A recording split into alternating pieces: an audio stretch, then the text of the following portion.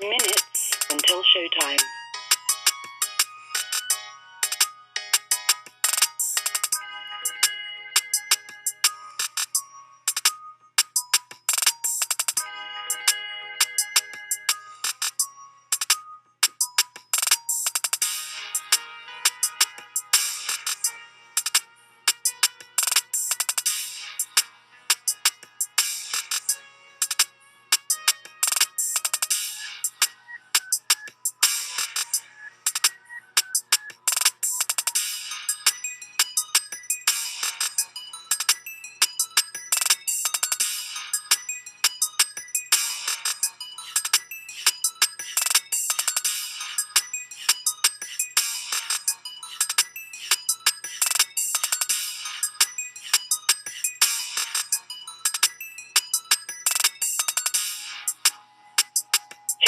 Minutes until showtime.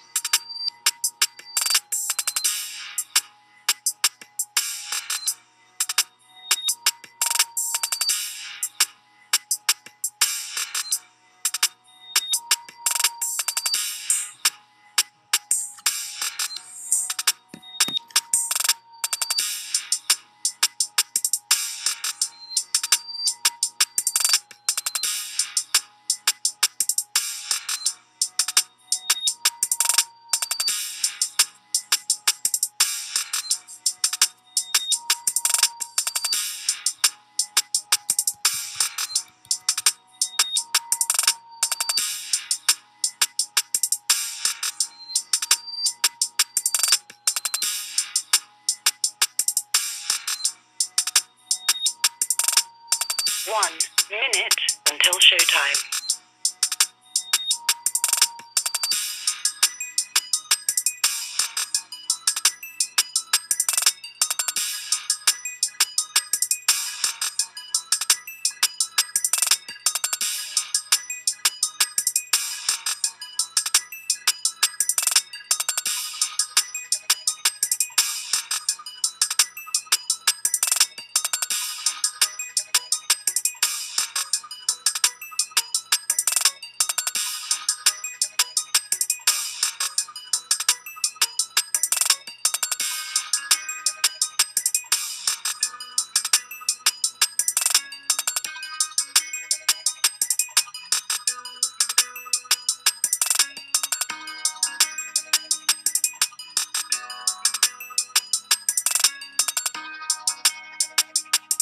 Your show will go live in 5 seconds. 4, 3, 2, 1. Blog Talk Radio.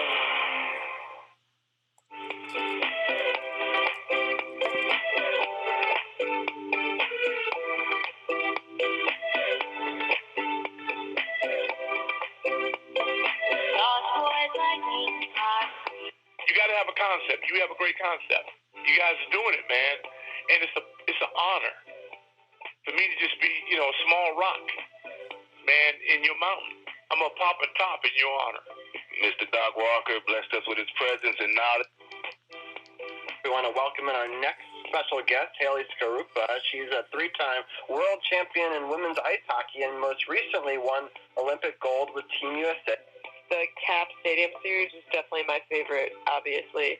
I'm a huge Caps fan. I always have been. And to be there at that game with my teammates and for us to bring, our gold medals to there and share it with everyone in this area was really, really special for me. And just the support and it's been tremendous from everyone in this area. And you could feel that there at that game. Now, here's Sports on the Hill podcast. What's going on, people? You know what night it is. It's Monday night. That's right. Sports on the Hill podcast on TRU Radio Network. Coming to you live from the lab. CP3 bringing you the best DC sports coverage, period. It's not even just about DC sports no more. But we coming to you live from the lab. We're going to have a full show tonight. We're talking Nationals, of course, with the World Series. We're talking Capitals and a weekly recap, as we do every week, with the best folks to break it down with the knowledge and insight that you get nowhere else. And we're going to talk some Redskins. It's been a while since they played Thursday night. We know the outcome of the game.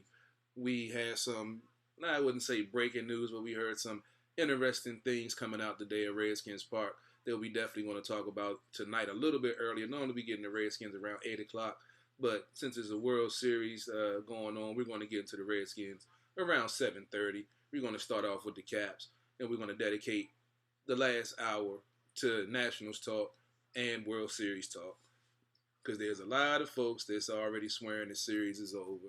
There's a lot of folks that's already throwing in the towel on the Nats, but we've been riding with them from when they were 12 games under 500. I'm going to keep on riding with them.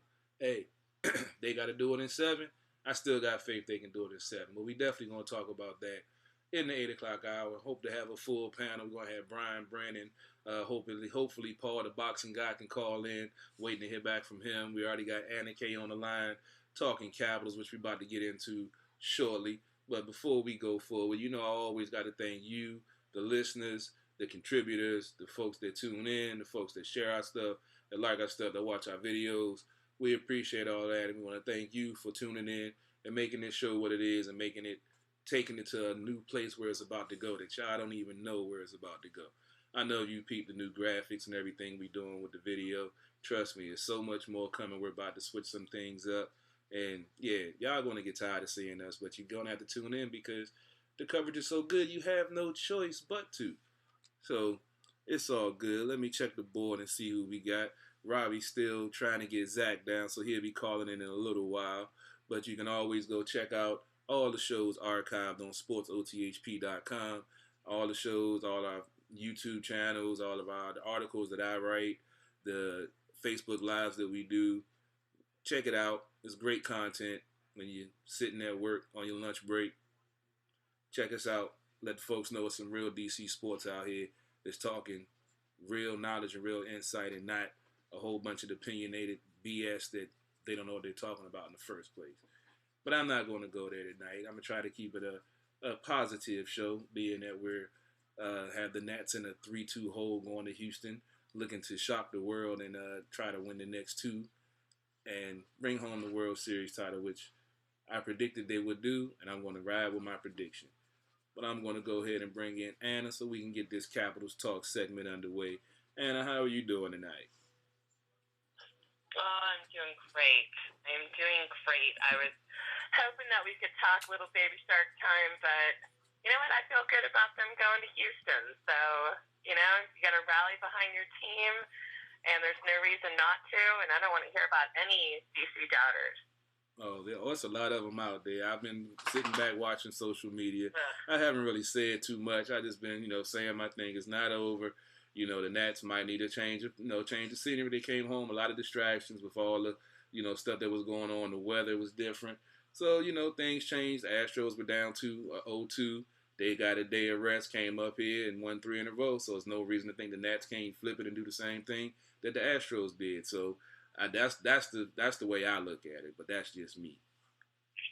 Well, can I jump in real quick? It's Robbie. I have to say the odds are not in our favor. I do hope we could win the last 2, but there's a big difference between what the Caps were able to do with only one of those being on the road and having to win 2. Now, I think if we could get tomorrow night against Verlander, I think there's a huge chance. But obviously, Strasburg has to pitch well. Hitting has to come back. And then the other big thing is in Game 7, is Max Scherzer back or not? Like, if he's back, then sure. I mean, that actually ends up matching up really well. And maybe it's for the best because he probably still loses last night's game anyway. But, a lot of things have to go right. I think it's no way in the world when Strasburg wins Game 6 that Mad Max isn't going to pitch in Game 7. I don't care what neck spasms or whatever he had. He's going to find a way to go out there and pitch and try to bring this series home for the Nationals. That's what I just see. But we don't want to get ahead of ourselves. We got a whole bunch of Nationals talk in the second hour. Let's go ahead and get into this Capitals talk and recap this week that was. For sure. Yeah. No, that was a great week. I'm so happy. I know a lot of friends through Facebook that were actually at the Vancouver game that we'll talk about in a little bit, but I'm just so happy that we were able to pull off a historic upset. I have to say, and I'll talk about it more at that point, I did fall asleep during that game when it was 4-1. So I was kind of happy when I woke up to find out we had come back, and then, of course, rewatched it. But it was an incredible week, sort of ups and downs, games we should have won, we lost, games we should have lost, we won. But obviously, it all starts even a little bit before any of that. Yeah, it was definitely an interesting week for the Capitals, but let's go ahead and break these games down and talk about what happened and break it down. All right.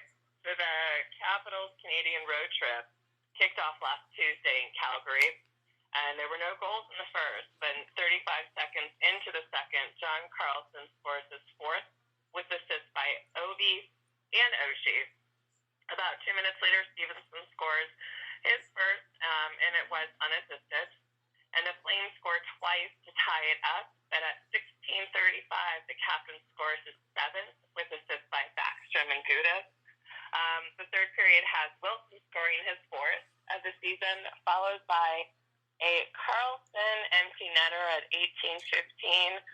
The Flames do score at 19:44, but the Caps get the W for a 5-3 win. This was a fun game to watch because I think there's an awful lot of times that fans are concerned about being on the road or time changes or anything, and I always see it as the majority of these players are heading to their homeland, going back to their Canadian roots. It's not nearly as difficult as when they hit the California-Vegas road trip, which I can't stand.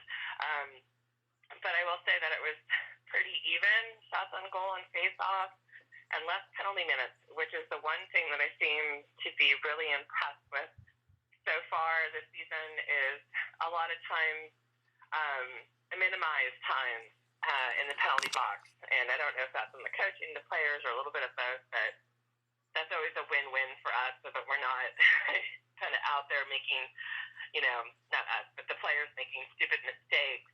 And then, we're short a player on the ice for 2 to 5 minutes. But I like this game. This one I did see, but Robbie, I'm with you on the Vancouver one. I was out cold.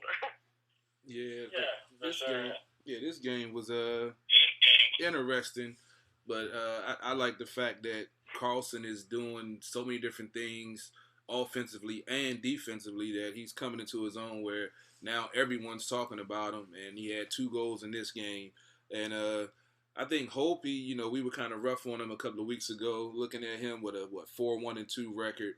He had gave up 3 goals on 35 shots with a 91.4 save percentage. So we got to give Holtby a little bit of love because we definitely was a little hard on him last week with the up and down week that he had.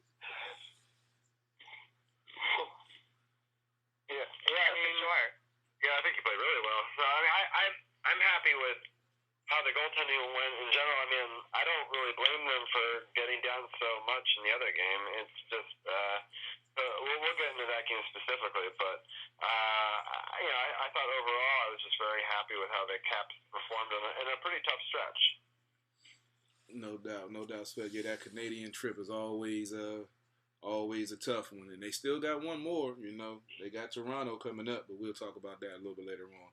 Let's go ahead and get into this ugly Edmonton game that we saw, something we haven't seen from the Caps in a long time, them losing the lead in the third period. Yeah, this was the down thumb game for sure. So on Thursday, the Caps took on the Oilers. In the first period, there was only 1 goal, and it was by Edmonton. And the second period was dominated by the Caps, with Brana scoring his 4th, and the captain scoring his 8th with assists by Speaks and Carlson. And then again at 13:40 with the power play goal, Ovi gets his 9th and assisted by Wilson, which was his 3rd, and Brana's 3rd. And then heading into the third period, the Oilers tied it up 3-3, and they push it into overtime. And there we go at 1:18. Edmonton scores and wins 4-3 over the Capitals. So this was it's definitely not a 60 minutes of hockey Capitals team, and a bit of a disappointment. It could have been worse, but if this is the worst of the Canadian road trip games that we've seen so far, I'm okay with it. Yeah, the loser lead. I mean, I spoke about for some reason these Canadian teams when they're at home, it's like they have a whole different speed when they're up there. I didn't really get a chance to keep a close eye on the game. I had the game on, but I saw when they came back. It was it kind of upset me because, like I said, we haven't seen this team lose a 2-goal lead in the third period in a long time, and for them to allow them to come back and then win it in overtime. We've seen them do that, but then they'll still get the extra point in overtime or in the shootout. But to see them totally give up 2 points and lose a point when they should have gotten 2, I'm glad we didn't see that in the next game, even though they didn't play to their best for most of the game. But I'll let Robbie break down his thoughts on the Edmonton game before we talk about that Vancouver game. Yeah, it was disappointing for sure. I was kind of surprised by it. It was another late night game. There were so many games last week I was trying to watch between the Wizards and the Capitals and the Nationals, and so I was watching. I wouldn't say as closely as I have some of the other games, because that was the night that the Redskins were playing too, right? So there was a lot going on. But it was definitely disappointing to give up the lead like that, and I thought the Capitals played good enough to win. But Edmonton's really good. I think that they're kind of overlooked in this equation. I mean, they're leading the Pacific, or at least they were at the time. And I think that Edmonton is a good young team, and you just kind of give them a little bit of life, and you can see what happens. And they had lost 2 games in a row. I believe they hadn't actually scored. Is that correct? Or who knows the other game? But I know they lost a couple in a row after starting the season really hot, and so they were definitely motivated to come back for sure. Yeah, agreed. Yeah, let's go ahead and get past that game. I mean, it was good. I mean, Ovi had 2 goals. Ron had a goal and assist. So, I mean, the scoring was there. They just didn't give a full 60 minutes of hockey, just like we've seen the Redskins, unfortunately, not give a full 60 minutes of football. We'll talk about that in a little while. That's a good comparison. So then we're going to talk about the Caps heading to Vancouver for hands down the most exciting game for those who saw it. I had to see the highlights, I will admit. But Kuzi opens the scoring at 3:18 for his 4th, assisted by Rana. And the Canucks come back 2 times to close out the first. Second period had the Canucks scoring 3 times. And then we had this amazing literally it's clocked at 19:59. Kuzi scores his 5th with assist by Eller and Gudas, which I don't know if you guys were able to see this or not, but this was beyond fantastic. And like, how did he do this with like less than a second? It was good to see 92 come back and kind of play like we know he can. And the third was all Washington. Eller scores his 4th, and Kempy scores his 2nd and 3rd, and less than 3 minutes apart. But then, of course, this led to a shootout, which sometimes isn't everyone's favorite, but it was definitely exciting. You have Bozer, and he is the save. Oshie gets a goal. Pedersen gets a goal. Kuzi has a save. Pearson has a save. And then here we go, number 19, Backstrom gets that goal. It was fantastic to see, and that's what we needed, and they won. And this was like I said, I had to watch it the next day because it was late, and I was so tired from everything else, but this was really a great game, and it's really, to me, I was glad I didn't have to say the whole they didn't play 60 minutes of hockey crap that I've had to say before, because I felt like this showed fans that they have it in them, and that when they can click and they can get everything going and get that chemistry going, they can do it. They can come back in the third Not that we want them to. Kind of, no one really saw the comeback, but it makes it that much more exciting that we know that they can do it. And I hope that the confidence level of the players, continues on, especially when we have Toronto, Buffalo, and Calgary coming up, in the next week. Yeah, well, that's the coming back from a 4-goal deficit. That's something I believe the team hadn't done in like 15 years. So we don't want to have to see that, on a continuous basis, them to try to do that. But going back to that goal by, Kuzi, with 1 second left in the second period, that definitely did. They always say a late goal in the period always, carries over to the next period because it's a backbreaker for the team that was trying to get out, that had the lead, and for the team to punch through. That's a good momentum shift, and that definitely was. And that was a sick. It was a sick play. I don't know how he had that much time with 2 seconds on the clock to be able to fake the goalie to get the 5-hole open. It was crazy, and it was beautiful at the same time. And then, like you said, the third period, they just, turned it on from that momentum. And Kempney with those 2 goals, and they were from the point. That's what's crazy, to get through all the traffic and still find the net and still get home past the goalie. It was definitely good to see. I didn't get a chance to see the rest of it, the shootout, but it was definitely good to see this team come back on the road and do that. Hopefully that's the theme going into the Nationals talk. Good segue for later on. But it was definitely good to see this team, show some resiliency on the road.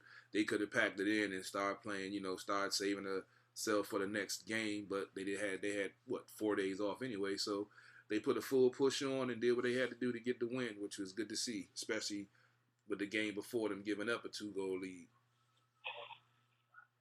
For sure. I definitely wanted to talk about Kuzi's theatrics. I read before the game that someone actually thought he was going to get a hat trick in this game, which was I thought was silly because at the time he had only had 3 goals on the whole season, and he almost did it. I mean, he had 2 goals and he had a bunch of other opportunities as well. And then I thought that gave him momentum. It's also interesting that there was a shorthanded goal in the first period by Vancouver, and then one in the third period. It's rare you see 2 teams each get a shorthanded goal in the same game. I mean, it's rare to even see one. And then Michael Kempney having his first ever 2-goal game, which is incredible. So to be able to get 2 goals there in 3 minutes or so to tie it up. And then Nicholas Backstrom, I was trying to look up this stat while you guys were talking. I can't find it, but I believe it's his 8th shootout game winner that he's had in his career. It's either 8 or 11. I can't remember. But either way, he's definitely Impressive. Yeah, tops in the team, over the last couple of years, and he's very unsung in that regard. I mean, TJ Oshie is almost a guarantee, so they put him in early on. So I wouldn't be surprised if actually Nicholas Backstrom has more game winners in the shootout than TJ Oshie does, just because he's usually one of the last couple to go. So it's just impressive all around. It's pretty incredible that TJ Oshie and Nick always seem to be able to produce in the shootout. It's really exciting to come back and be able to force that and no less to win, especially because I think we kind of gave up a point in the Edmonton one, so to get 3 out of 4 points is great. Oh, yeah. Definitely. And I think, I don't know if you guys, I was going to say we're going to talk about the upcoming games, if you think that it's going to be a situation where they just keep the ride going and see if there's going to be any changes in the lineups or anything. But I don't really think there needs to be. I think that what they're doing these days is good, and I think we're seeing the chemistry and we're seeing the confidence, and I hope it continues. Well, to be honest, I haven't got into my full Capitals mode yet with the World Series going on. So, to be honest, I don't even really know the all 4 lines right now with some of the new players on there. When I'm watching, I'm figuring it out, but I haven't had enough time to play close attention to everyone that's in the lineup. I know, there's a couple of new guys.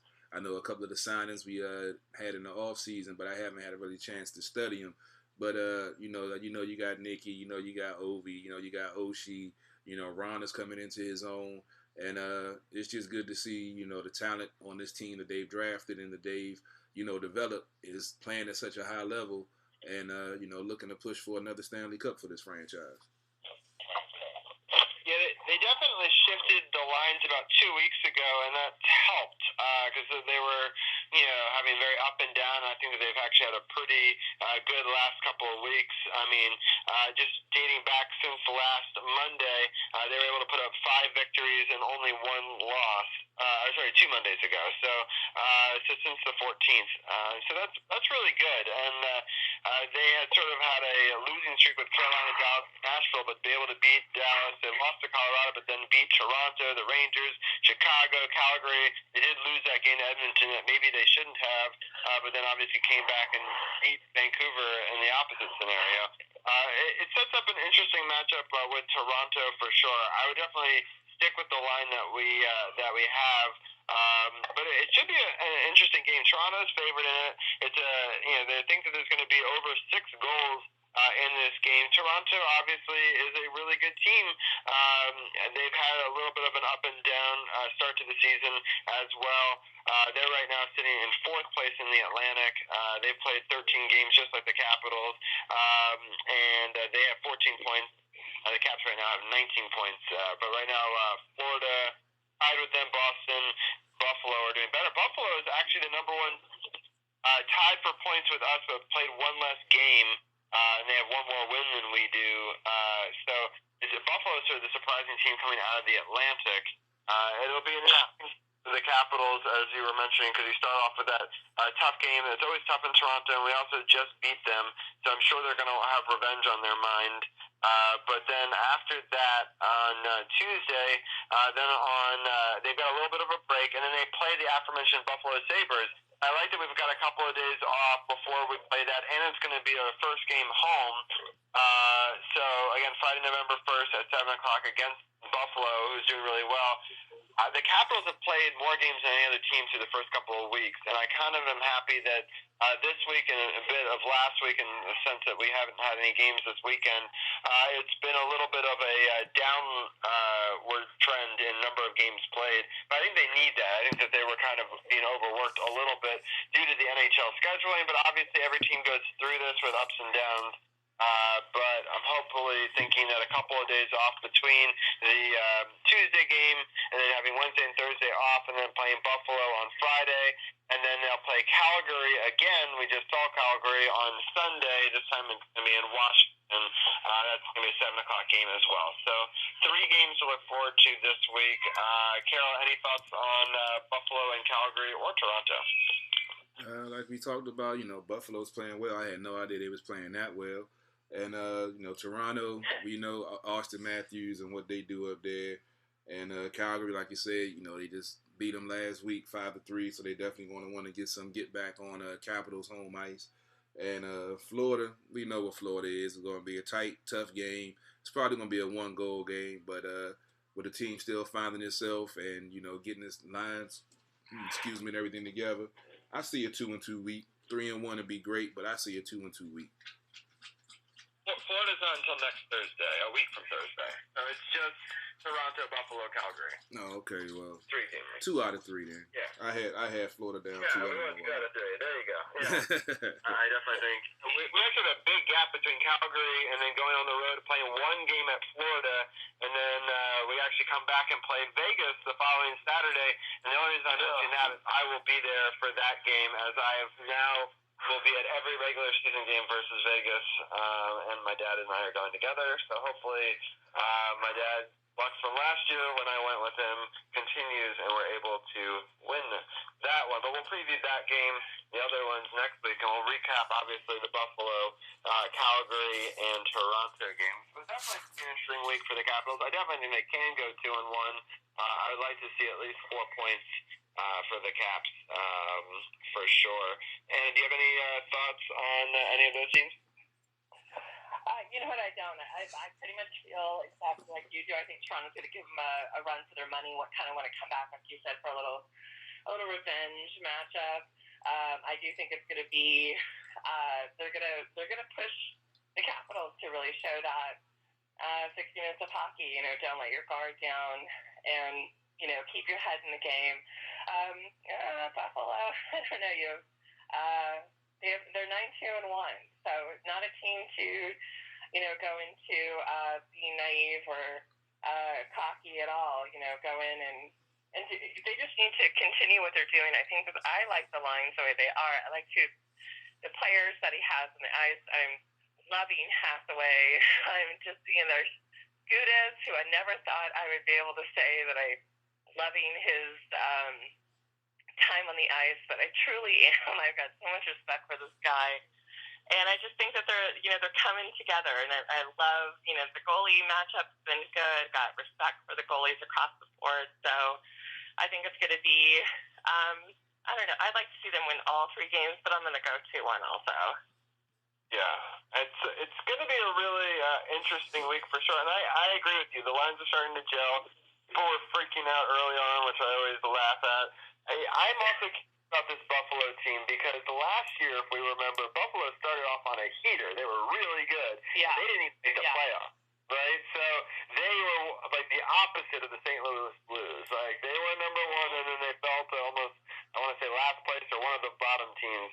And I'm curious, is it a repeat year? Is it going to be the same thing where they start off super strong and they fall off, or are they able to sustain that? So obviously, we're not even really like 20 games in, so we have no idea how it's going to go. But it's definitely something to watch because it's interesting. Because I thought last year they had put it all together and they were going to make a playoff team, and then they really fell apart. And some of it's injuries, but it was one of the worst storylines for any franchise last year. Right. Well, and I think that if as Capital fans and Capital Sports Podcast, the fact that we're even acknowledging how bad it was, I can't even imagine what that team and their coaches and those players are thinking that, if they're really going to redeem themselves, they're going to come back and, all hell's going to break loose and they're going to do exactly what they need to do, which, it makes for fun hockey, and I still think our team is better. And I just hope that, we can go out there and they just can't relax. We're not at the stage where we as fans want to see the Capitals just, pay 40, 45 minutes, maybe 50. No, we need to see the 60, and we need to be consistent. So hopefully we'll see it. Well, you can't sleep on Buffalo. They had a lot of injuries last year, which led to that downfall. They lost a lot of man games last year, so just like as long as they stay healthy, they'll be all right. They definitely have a fast, aggressive team. They have solid goaltending, and they're stellar on the power play, kind of like a young Caps team that's trying to find their way. That they had one of their major hiccups last year with the injury bug, and they missed the playoffs, like you mentioned, Robbie. But they're not to be slept on. They can put it on the Caps if the Caps going in slacking like they did against Vancouver, going down 5-1. Yeah, it'd be interesting if they end up lining up and meeting as the division leaders, sort of at the 15-game mark of the season. So it could set up for an interesting early season storyline. Which division leader is better. It was kind of fun. I know it's still early, but it's kind of it makes for a fun storyline on a Saturday night in Washington D.C. for sure. Yeah, well, let's get ready to wrap it up. I think we got Dujanay on the line so we can get to this Redskins talk. And let the folks know where they can find you at. Absolutely. Once again, we are at the Power Play Point podcast. You can find us on Facebook, on Podbean, iTunes, and graciously, you guys have allowed our podcast to be also on your Facebook page, so we appreciate that. It's Gil and myself talking Cap hockey, only hockey, and having little debates here and there. But it makes for a fun podcast, so hopefully, people will be able to take a listen and enjoy it. Yep, and they can also check out SportsOTHP.com. We have a button that brings up all the Podbean links as well. So we make it easy for everybody to go to SportsOTHP.com, and it's got all the links for everything. But Anna, as always, we love your show. We love you being on our show as well, and we look forward to talking to you next week. Absolutely, and I really hope when I talk to you guys next week, we are talking World Series win for DC. I'm pulling for you guys. The Redskins, not so much, but the Nats, a bunch of good guys. They deserve it, and I really hope for the best for DC. So thanks again, and I will talk to you guys next week. All right. All right, have a good night. And ironically, I just turned on NHL Network, and Buffalo and Arizona is playing. Buffalo's up 2-0 with 7:52 left in the first, and they're buzzing around like crazy. So yeah, it's going to be an interesting week for the Capitals. Yeah, that'll be awesome. It's a good scoreboard one to watch for people looking. There's no DC sports tonight, but it's been incredible these last 2 weeks. I mean, this tonight and last Monday were the only nights that we didn't have like pretty much, at least one, but most nights 2 or 3 DC sports going. And it was jokingly called the sports solstice last night, where all 4 leagues were actually were playing. Of course, the Redskins did not play on Sunday; they played on Thursday, and we'll use that as a segue to bring in Duchesne. Perfect. I like that, Robbie. Good move. Yeah, we're going to get in the Redskins talk a little bit early tonight. We got my man Duchesne Bland on the line. Talk about that 19-9 loss Thursday night and some of the storylines that came out today and some of the things that went down in that game. I'm going to give my quick synopsis before I turn the mic over to my esteemed colleague with all the insight. As I mentioned last week on the show, this is going to be a growing pains process with this team. I can say in my opinion, I saw a whole 60 minutes of football from this team. Unfortunately, we saw some of the reoccurring red zone issues and not being able to get touchdowns instead of field goals. The defense, to me, played like they wanted it for most of the game. They got worn down in the fourth quarter with them running the ball and still the ineffectiveness of the offense to get sustained drives. And with Haskins coming in, we're definitely going to talk about that. But in all, I said in the pregame that they would have to play a perfect game to beat Minnesota.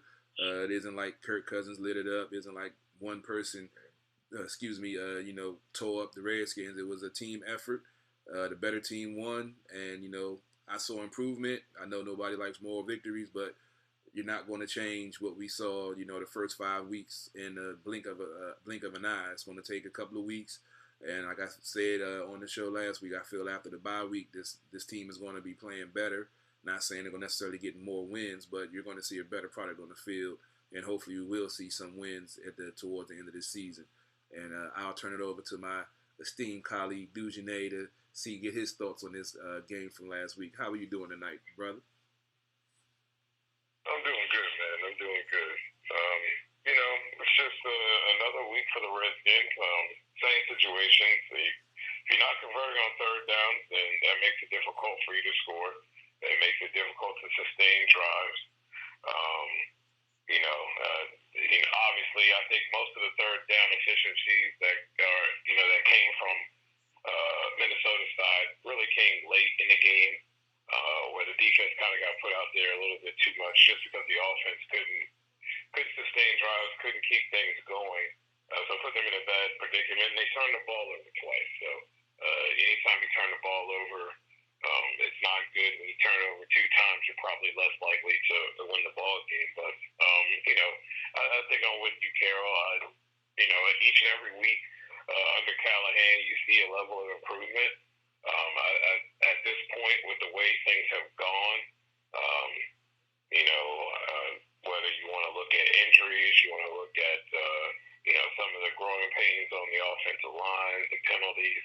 I think you have to like that it is trending upward, penalty-wise.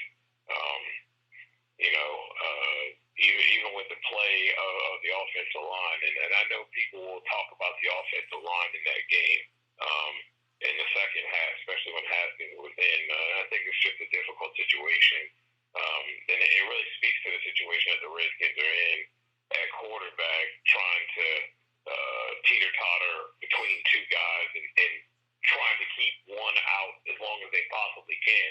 I think it should be pretty obvious that Colt is not considered a quarterback that's going to be starting or leading his team ever for the rest of the year. So he will always be relegated to the backup.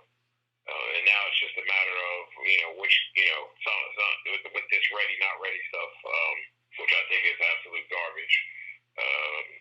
Between Case and right now Callahan feels like whether that's, massaging the issue, and that's what we're going to say to the media. I don't know, but he seems to be, well hell bent on Case being the starter until otherwise. So,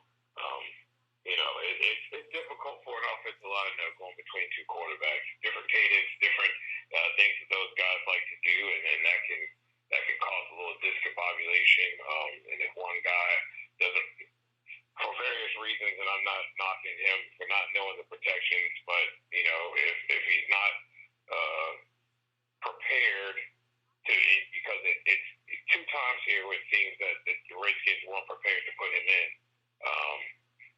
And then here we are, guys are trying to figure out protections and things like that, and the defense recognizes that as well, and they dial it up on you. So, but I like the improvement. I like what we've seen over the last couple of games with their ability to, it seems like they're fighting, and it seems like guys are playing hard. Some young guys are also getting an opportunity, and for the most part, seizing that opportunity.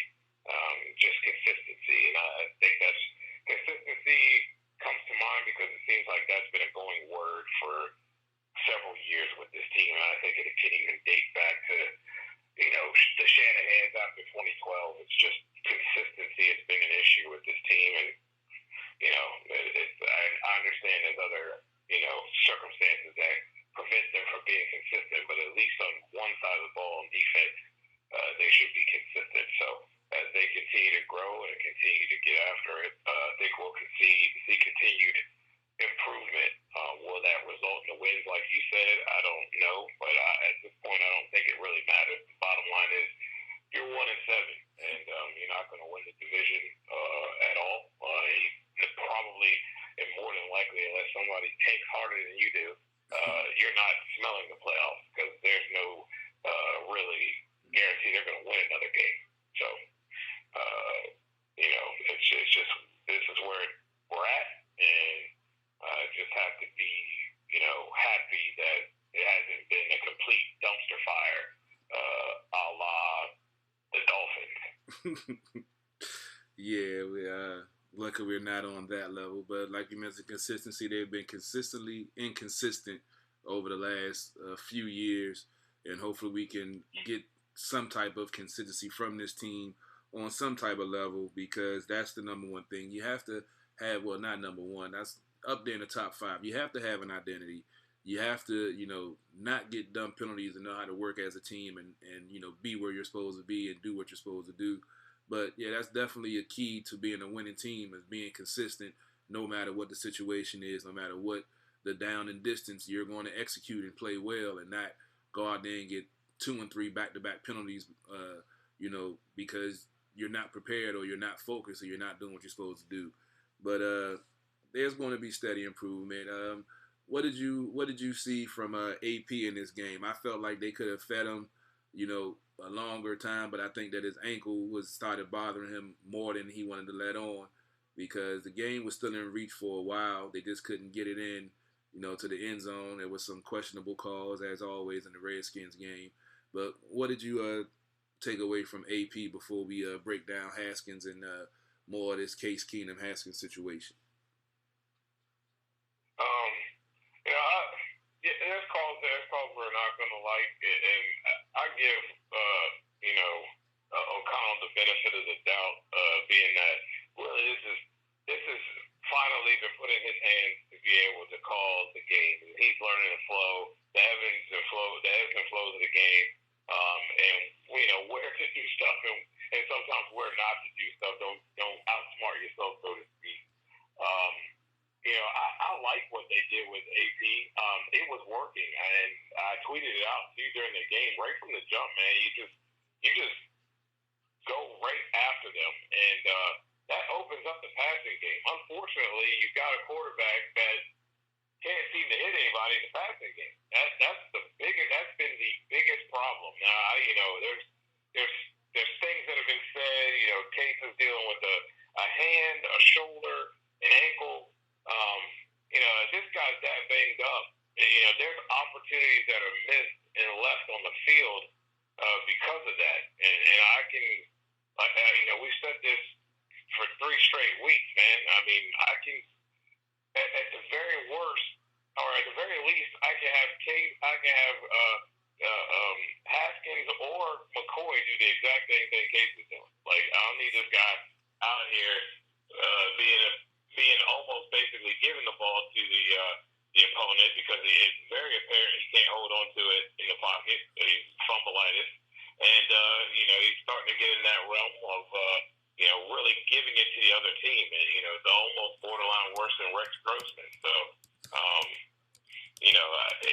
I like what they did running the football, and I thought that was the catalyst and them being able to get a level of consistency on the offensive line. It seems like the offensive line thrives off of that.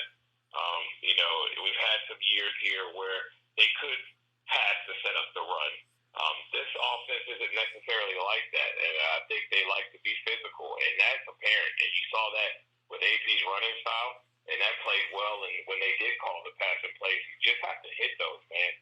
You have to hit them, and then they had a couple crucial penalties that cost them some that they managed to hit. But I tell you, if they can ever get that part of the game going where you can start eliminating some of these penalties, and then you can start hitting some of these plays. I mean, think about it, man. They missed 4 or 5 deep balls that were thrown to the receiver. That's not including the ones that he just flat out didn't see because he's concerned about the rush that didn't exist. It would be nice to get that consistency because I think you would see that the guys like the McLaurins, the Quinns, even Paul Richardson can be included. That Harmon, who I've spoken about, those guys will get more involved. And it'll open up those things for those gimmick things that you want to do with Sims, out of the backfield of Smallwood. Some of your screen game, wide receiver screen game will open up because they start having to respect the deep ball. And it's very clear it doesn't matter if you stack a box. AP is going to get some kind of positive yards. He's going to wear on people. I like what they're doing. It just needs, again, the word is consistency. So. They can get some level of consistency and get some consistent play at the quarterback position. I think you can see some things. I still don't think they could have won the game. They might have stole one if they could just have gotten something from the quarterback position. Yeah, I mean, when Case went out, he was, 12 for 16 for like 160, nothing groundbreaking, but, he definitely played better than he did the week before. Go ahead and talk about Haskins. To me, he still looks unsure of himself when he's out there. He's not trusting his eyes. He's holding the ball too long, and he just doesn't look comfortable out there. That's why when we spoke about it last week, I was like, I didn't have a problem with him coming in after the bye week to try to get him at least 3 or 4 weeks to get acclimated and to try to get more of a, something foundation to start with, because it's like, to me, he looks like he's out of sorts out there, and it's like he's not ready. I know he hasn't gotten many first-team reps, as he, should have been getting going back to the start of the season. So he might be behind in that aspect, but I feel like, he should still, I believe I saw a comment that Callahan made that if he does make a change, it would be after the bye week. So, I mean, that's might be their plan, and he's still, working them in. And then the fact with O'Connell, might be trying to work together and get him and McLaren on the same page and maybe, spark some things from back in college that can help him, further progress, at a faster rate, something that he can relate to. So he definitely has talent, but he definitely is a working project, in my opinion. I don't know if sure there's work that needs to be done, but there's a lot of guys that there was work that needed to be done and they played well. I think Jared Goff comes to mind as the most obvious one of late. It's funny how a coach that knows how to play to a guy's strength changes the way a guy plays immediately when he looked like he was a complete bust and someone that should have never been picked and quite frankly shouldn't even be starting in the NFL. A few years before under that Jeff Fisher. So what I see from Haskins is I do see some uncertainty of himself. With that said, it's been quite apparent to me in both games that they did not have any intention on bringing him going to be come hella high water. They weren't going to do it unless there was an injury or it was just that bad. And I think that's a horrible situation for a young man who is trying to find his way. And it appears that they called some plays or called plays that just he's not comfortable with at the moment. And maybe doesn't really work with his skill set. With that said, though, I think some of the, like we talked about earlier, I think some of the offensive line stuff, where it seemed as if like he took a pretty big sack. They had a good drive going, took that huge sack, took him out of position. Those types of things are, it could be different cadence. The way he calls things at the line and what he does is a little bit different and throws offensive linemen off, takes that sync, that ability to be in sync out of it, especially being that he's not working with those guys regular. It's different if you put in a Colt McCoy, but you're talking about a rookie who hasn't really had an opportunity to really work with the guys and really develop any kind of rapport, especially when it comes down to the offensive line. We know how machine like that has to be in order to have success. So, sure, there's some things he's got to clean up and he's got to do better. But I think that comes with preparation throughout the week and him getting the bulk of the reps. And I think repetition is the key. I don't think this kid isn't working hard. Obviously he's coming from college to the NFL, so he's going with what he's learned all his life to try to do that. And he's probably going to have to learn some new things. I mean, we all had to learn some new things. I mean, being an athlete or whatever, you think you're working hard, and then you get to the next level, and the coach is like, "Nah, man, I heard you work hard, but I hadn't seen it yet." And that hits you some type of way. And it's just, we have to learn new things at a different level. At this level, everyone's good. So there's different things you need to do. You need to adjust the way you go to work and what you do. And he's learning that. And that's all part of the process. But I think with a 1-7 ball club, who does not have a bona fide Hall of Famer at quarterback, the kid needs to play. And playing would accelerate this a lot because he's getting all the attention, all the reps. And, I know a lot of people are crapping on the way he played and all of that. And I just, I see a guy on a team that threw a guy out there that's a rookie and is not prepared to basically have him come out here and be successful. And it don't, it was daggone. It's just a trashy way to be when everybody else is struggling, and then you're gonna put your rookie quarterback out there, and he hasn't had the time to really go over it. You're not prepared. He's not prepared. Nobody's prepared. And it looks like trash. He's not the guy who's been here for 6 years like a Colt McCoy who can just go in and feel like it's nothing, and because he knows it. You have to be prepared for that. And it just looked like both parties weren't prepared. And it's up to the coaches to make sure that he's out there and comfortable. And I don't think they ever did that for him either. So, you can say what you want, but I'm really the whole situation with Haskins and what's being said about the kid really pisses me off. It's like I said last week. It's lazy, it's irresponsible, and it's definitely not true at all. And again, it's on the coaches, and you have to be prepared. And he's going to do his part, and I'm darn sure that's what he's doing. I can tell you that. But the fact of the matter is, coaching's got to do what they got to do to get him more comfortable. And it's been done for every quarterback and every rookie that started. So I don't understand why this is some kind of big surprise. Like, we just unveiled Area 51 and we all know what's out there now. Like, this is not new news. Every quarterback has been tailored and had a game plan that helps them, and especially in their first year.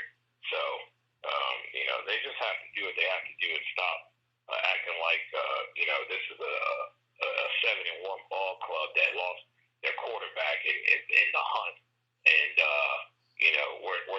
win games because we're looking to make the playoffs type of thing and go far into it. So it's ridiculous. So I just think people just need to take it for what it is, and when they get it together, his true colors should and I think will shine through. I've seen enough tape on this kid and watched a lot of the way he breaks down film. He's not stupid. He knows what he's doing. He just has to be prepared to be able to take those skills from college to the pros. No doubt. Well, we heard news of Trent, Josh Norman, and Kerrigan all being shopped around for possibly moves on the trade deadline. What does that signal to you that they're ready to sever ties? I didn't even know about the Kerrigan situation. I heard they were trying to shop Josh around before, and I heard rumors of Kerrigan like a week or two ago. But to see it legitimately, being shopped around, do you know any things that the team is asking for, or they just seeing what the climate is on these guys before the trade deadline gets here? What I do know is Kerrigan is not an option. That's a bunch of hearsay. They are not. That I don't think unless somebody offers up some kind of farm. I think they do not consider or will never consider trading Kerrigan because he's one of the guys that have been here the longest. And I think they want to see him end his career here. So I don't ever. And like I said, unless there's some blockbuster trade, that's not going to happen. Trent, on the other hand, I think they've kind of warmed up to that. It's said that they are cool. That they have been offered a second. The Redskins are looking for more than that. I would assume that the only way that they take some kind of a second, and I think that second is from the Cleveland Browns. I think the only way that they would take a second, though, and if it comes with a playmaker, like a playmaker that can help Dwayne Haskins type of player, will they take a second? I think they are looking for a first, and rightfully so. But they kind of, I guess there have been other injuries, so teams will be desperate. And it seems like the Browns are pretty would love to have Trent. So we'll see how that goes. But I think the team is looking for a first, and I don't think they'll take anything less than that unless there's an impact player, and not a short term, but a long term impact player that comes with that second round pick for Trent. Josh Norman, I know that they are considering to shop him. I don't think. The way he's played, you're not. I don't see like ones or twos being given for him. You might package a couple, thirds or whatever, or package something, something minimal. But I don't see big picks coming for him. Are there any takers? I don't know, and I don't want to say that there wouldn't be.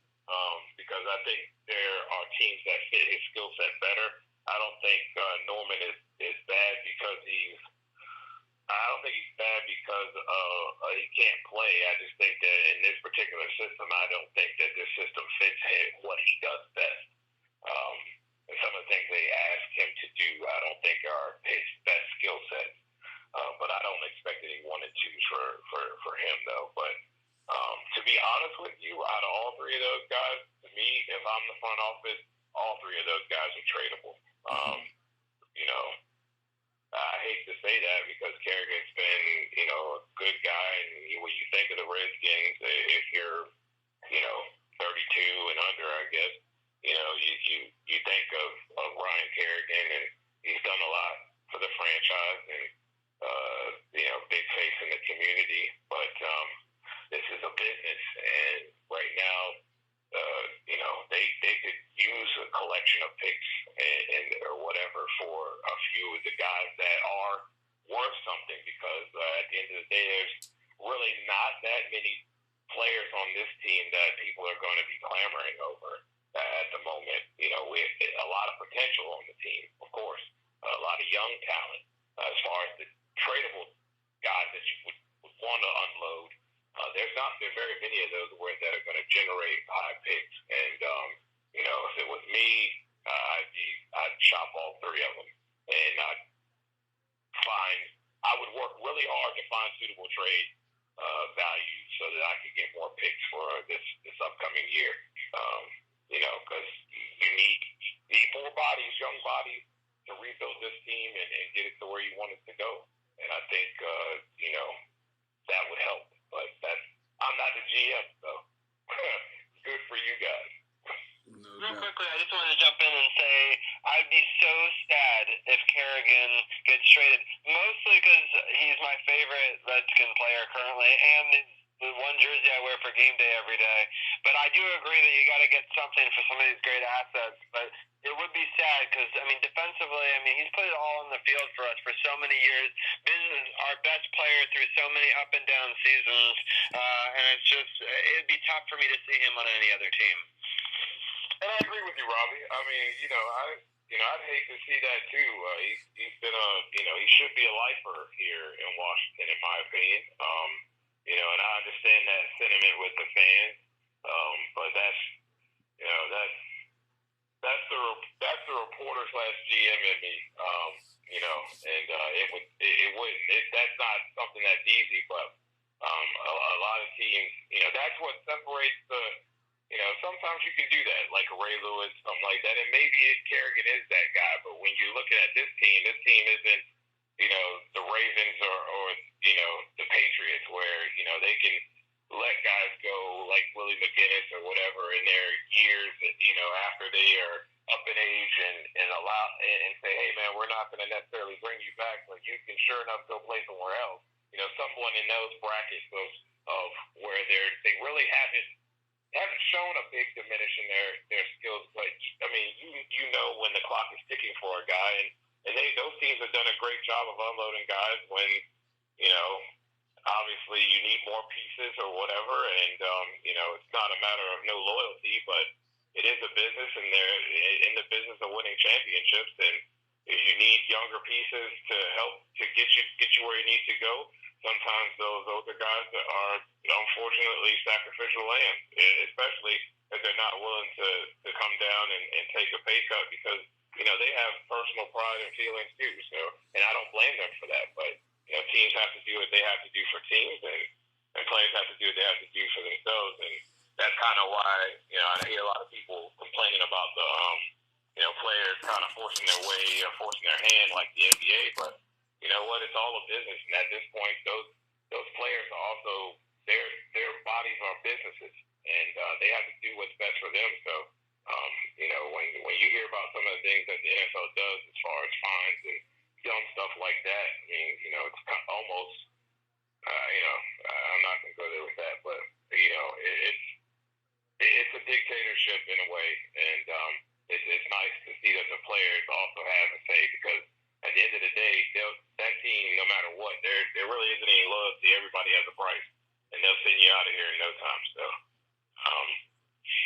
it would suck, but the Redskins need those pieces badly, and I think they would benefit from doing that.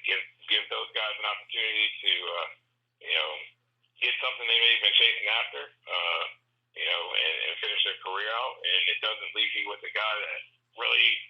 In a couple years may not be able to help you, and really is more of a burden to your salary cap and your ability to grow instead of being part of the plan to grow. No doubt. It's very valid points.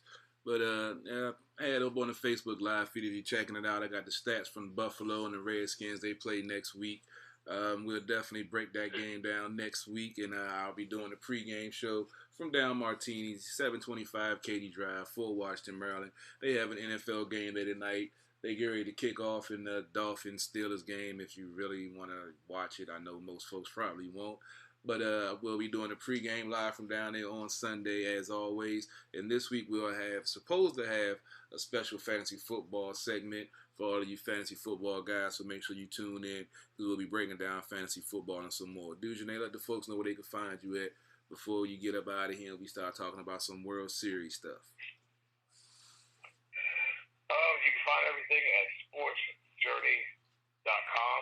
You can even find the podcast there. If you're not into any of those major podcasting sites, but you can go to any of those, Apple, Google, I think it's Castbox, any of those, and you can subscribe to the show there.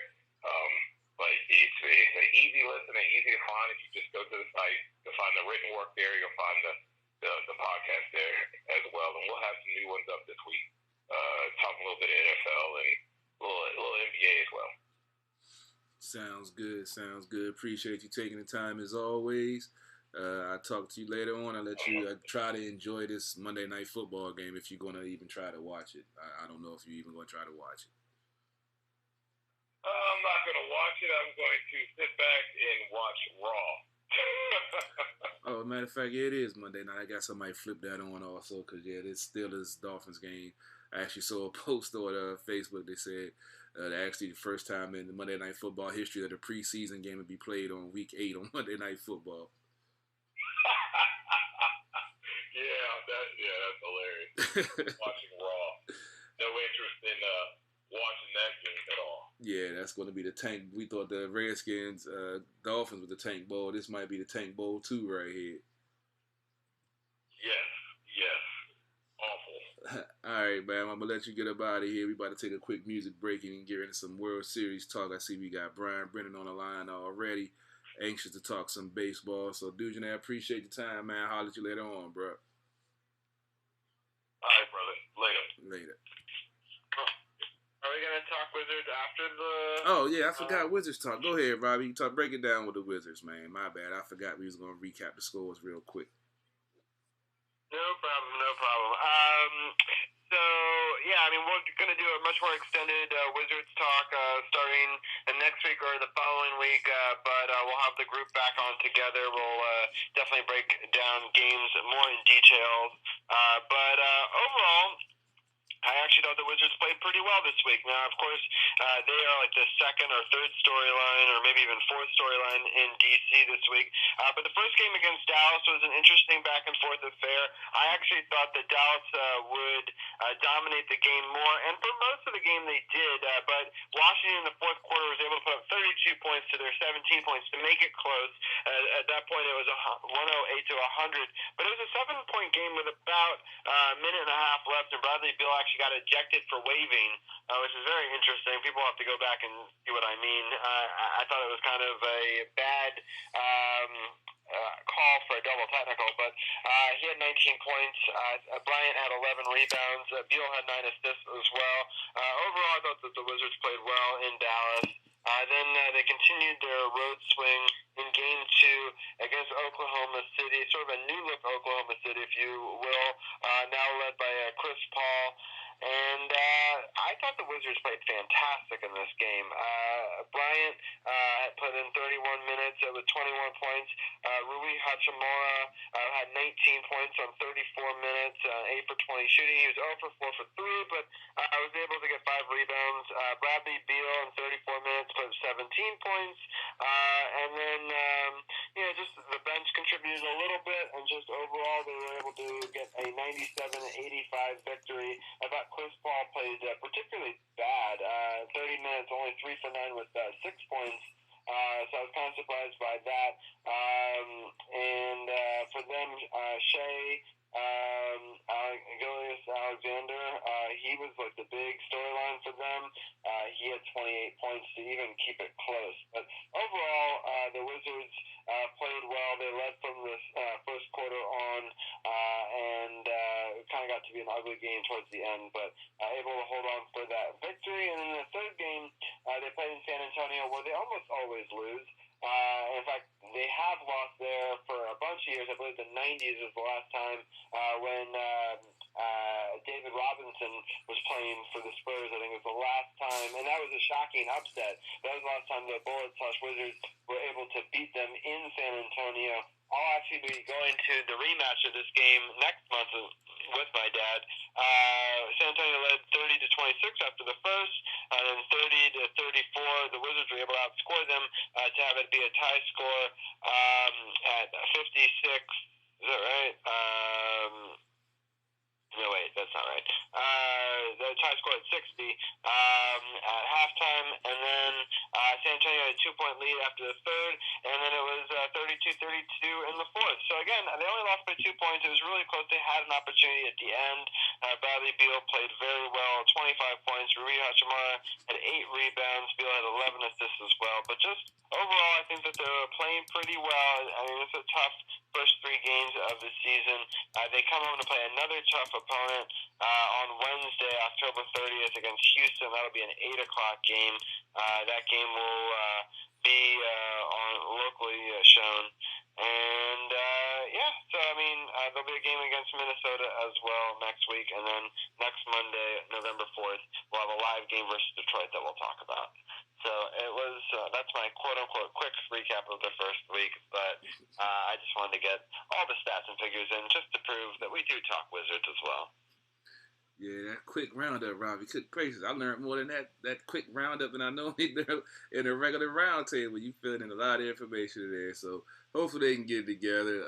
I'm definitely wondering about that waiving technical you were talking about. Now I'm going to have to go figure out what that's about. They giving people flagrant fouls for waiving in the game now, Robbie. What's going on, man? You got to fill me in on that. I mean, they called it technical, and he waved at the guy, and to the official, I guess, or the official thought he was waving at him somehow, and gave him a double technical. And they were down 7, minute 30 left. Probably don't win, but you definitely want one of your best 3-point shooters out there. And Bradley Beal had played well for the game, so who knows? I mean, I can't say it's guaranteed why we lost that game because it's not like it was a 2-point game, but frustrating for sure. I was pretty surprised and definitely went back and watched it a few times. All right, well, the NBA, boy, you gotta love it. We're going to go ahead and take a music break real quick, probably about, give it about 6 minutes, throw a track on, regroup, and get ready for some of this World Series talk, because I know we got a lot of folks that's already counted the Nats out, but we got a different point of view, myself, and I know Brian Brennan. We were talking earlier, so stay tuned. Definitely going to have some good stuff for you, talking Nats, talking World Series, DC Sports Without the Politics, Sports on the Hill podcast on TRU Radio Network, and we'll be back shortly.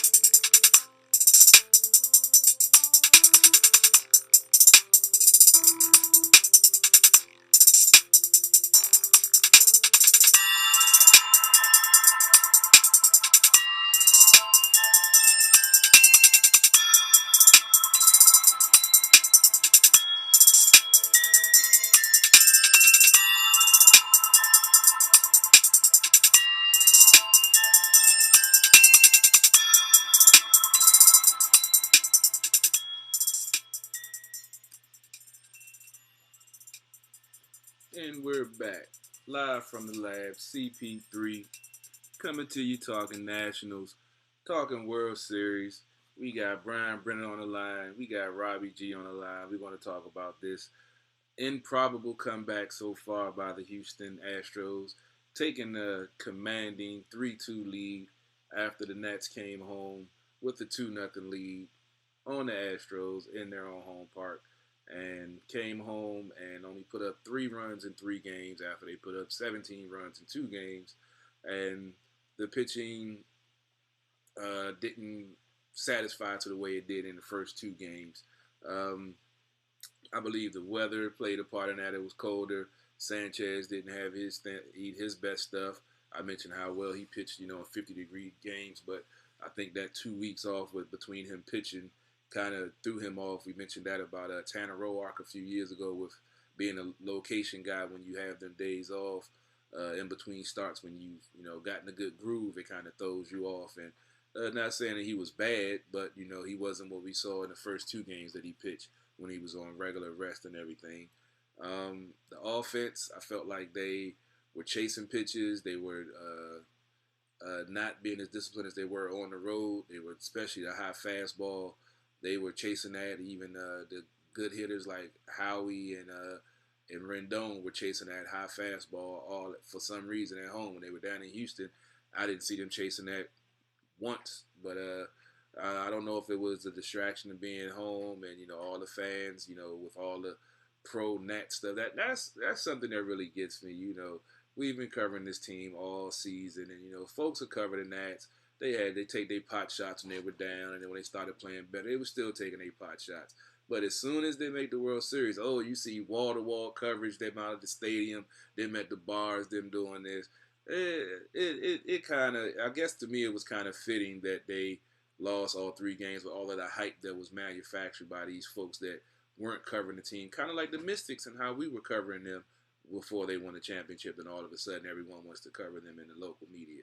But we got a Game 6 with Strasburg taking the mound.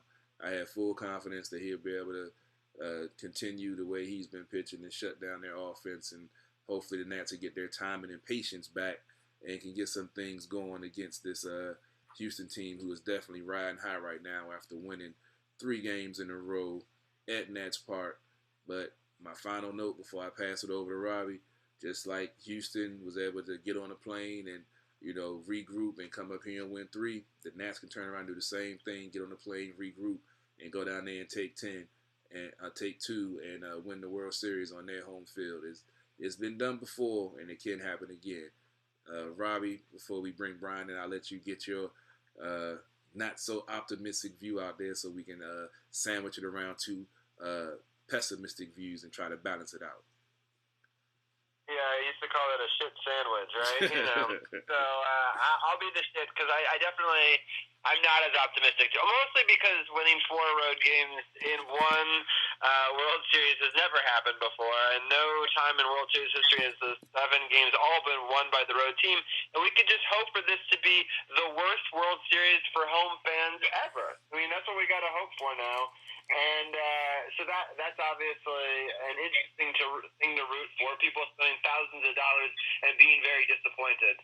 So we just hope that they're disappointed last. And then we come home and we get to celebrate, just not on a baseball field, or we can celebrate on theirs, kind of a la Vegas.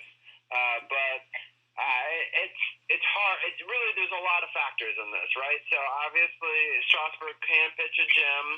We can get some hitting back, and we can definitely win this game. And Verlander could choke, a la usual for him in the World Series. Or eventually Verlander's got to have a good game in the World Series, and Strasburg doesn't, or we don't get hit. So it could go either way, but let's hope that we win that game. But a Game 7 really depends on can Max play. I know that we talked earlier at the beginning during the cap segment about how you think if there's a will, there's a way. There's been a lot of shit talking all through Facebook about he didn't play because he was scared of the big moment or whatever. How do you get the biggest moment and that sort of stuff? So, it's bullshit. That's hilarious. I'm not going to his ability to play. But he said he couldn't lift his arm, and we got to take that at face value. But hopefully he can lift his arm for Game 7. I mean, they got cortisone shots. I'm telling you this. When Strasburg ties the series up tomorrow night at 3, there's no way in the world that Max will not be taking the mound for that Game 7. I don't care if he has to have an arm transplant overnight. That man is going to pitch a Game 7 when, as I said, when Strasburg forces Game 6. Brian Brennan, I'm going to bring you on because I know we've been talking offline a little bit about this series and how crazy it's been. And we're definitely going to talk about some of the umpiring because that has played the fact that we're never going to blame the refs, but we're always going to point out when there's some issues. And I know you guys heard my rant about the electronic strike zone for I don't know how long. With to be in the World Series, I can go on for hours talking about this. But Brian, what is your take on this away series that no one has the home field advantage in so far? Yeah, this has been one of the most bizarre World Series I can remember. I don't remember. Well, I mean, it's happened before, but it's pretty rare for the road team to win the first 5 games of the World Series. I mean, I like you guys thought the Nationals were in a really great spot to win this series, coming back to DC up 2-0. But you have to give credit to the Astros. I think the biggest factor and the reason the Astros have come back in this series is the fact that they are just a damn good team. I hate them so much, but they are a damn good baseball team. And they were able to outslug the Nationals. Their pitching, which has been the strength of the team all season, has completely shut the Nationals down in these past 3 games. And has put them in a really good position to win the series. I mean, it's not over, but the Nationals would have even just winning 1 game at home would have been a nice benefit for them. But the Astros, you got to give them credit. They came into DC. There was incredible buzz in the city all weekend. It was exciting to see. Just living in this area, it was cool to see the city of DC all amped up for the World Series. And the Astros were a buzzsaw. They came in and they cut down all the momentum. And we'll just see what happens in Game 6. It's going to be really interesting to see. But like I said, I think the biggest factor in the Astros comeback is the fact that they're just really, really good. I'm really happy that you say that, Brian, because you hear a lot of social media people are turning on the Nationals who had just probably jumped on the bandwagon a week ago.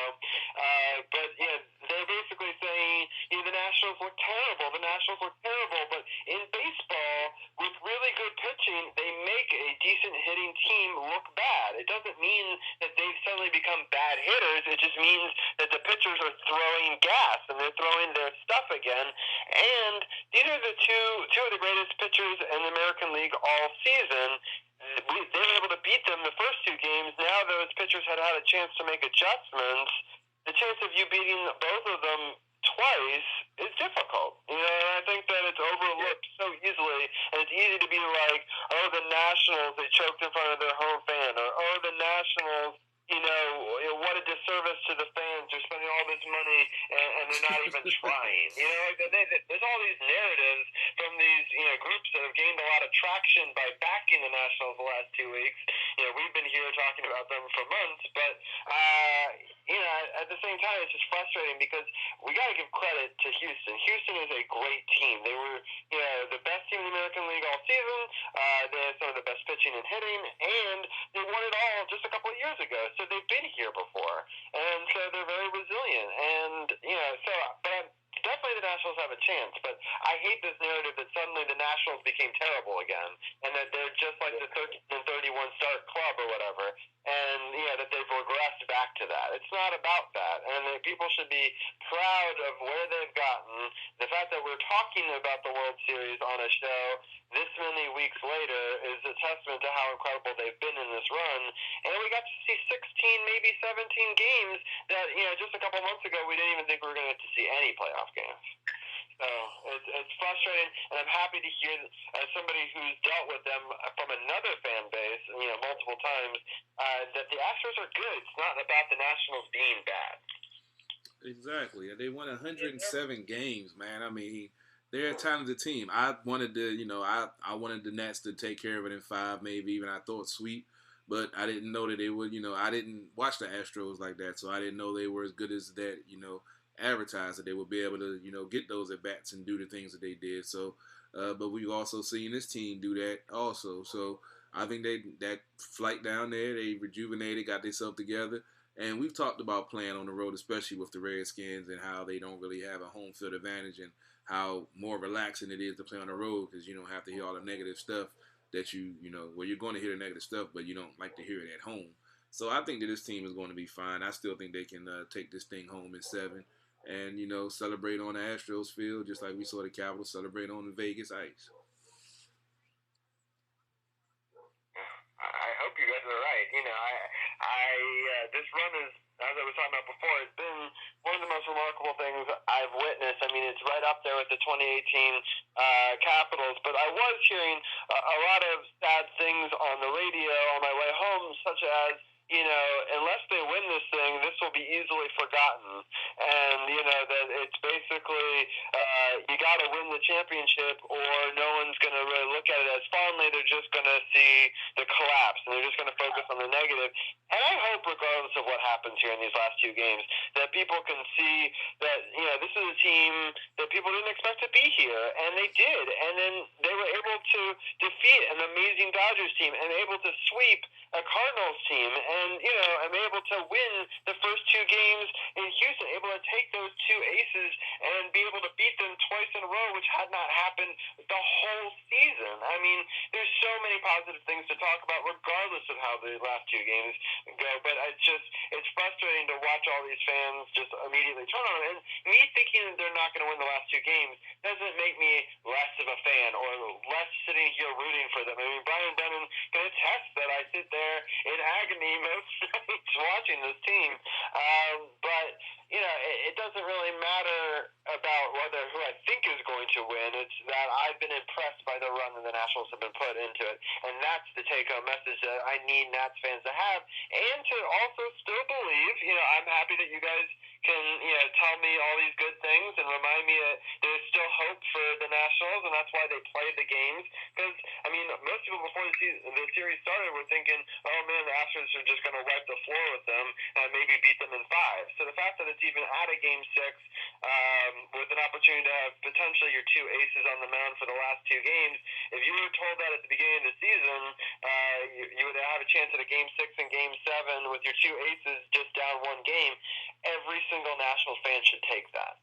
And, it's obviously disappointing they lost the 3 home games. And I do feel bad for all the fans. I knew somebody at each one of those games, and I felt bad for each one of them. And, friends like Mike, who are been on the podcast and, part of our Wizards talk, was at the last one. And, it's disappointing for them because I really wanted them to have, the incredible moments. And trust me, when I was there for the Stanley Cup in '98 and we got swept, that was a terrible, terrible feeling at home. And I wouldn't wish that on any DC sports fan. I mean, the whole thing about the ticket prices and folks going, hey, that's your choice. How you going to be mad at the team talking about they didn't show up, they didn't play well, yada, yada, yada, because you spent so much money on the ticket. You made that choice to go. I sat behind the TV and had no problem watching. I'd have loved to be able to afford to go down there. But if you can't afford it, don't do it.